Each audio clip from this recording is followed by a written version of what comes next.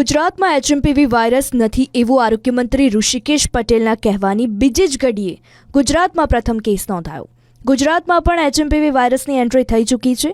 આ સાથે દેશમાં આ વાયરસના કુલ 3 કેસ થયા છે। બેંગલુરુમાં આજે 2 કેસ નોંધાયા અને ત્રીજો કેસ ગુજરાતના અમદાવાદમાં નોંધાયો। 2 મહિનાનું બાળક એચએમપીવીથી સંક્રમિત થયું હોવાનું સામે આવ્યું છે। આ બાળકને એચએમપીવીના વાયરસના શરદી અને તાવના લક્ષણો જોવા મળ્યા। બાળક ખાનગી હોસ્પિટલમાં સારવારથી સ્વસ્થ થતું પણ જોવા મળી રહ્યું છે। ખાનગી લેબોરેટરીમાં બાળકનો એચએમપીવી રિપોર્ટ પોઝિટિવ આવ્યો છે। બાળક મૂળ મોડાસા પાસેના ગામના પરિવારનું છે। બાળકની તબિયત બગડતા તેને અમદાવાદ લાવવામાં આવ્યો હતો।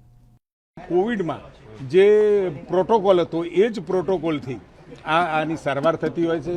શરદી થવી, તાવ આવવો, ઉધરસ થવી, ગળામાં દુખાવો થવો વગેરે જે કોમન લક્ષણો છે, એટલે લક્ષણો પ્રમાણેની ટ્રીટમેન્ટ આમાં કરવાની રહે છે।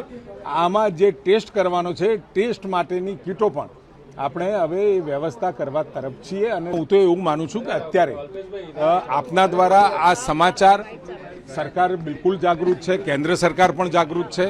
આદરણીય નડ્ડાજીએ પણ આના ઉપર વ્યક્તિગત રીતે ધ્યાન આપી રહ્યા છે, ડિપાર્ટમેન્ટ પણ આપી રહ્યું છે, અને આપણી જે ભારતની સંસ્થાઓ છે એ પણ આના ઉપર બહુ વિશેષ ફોકસ કરી રહ્યું છે।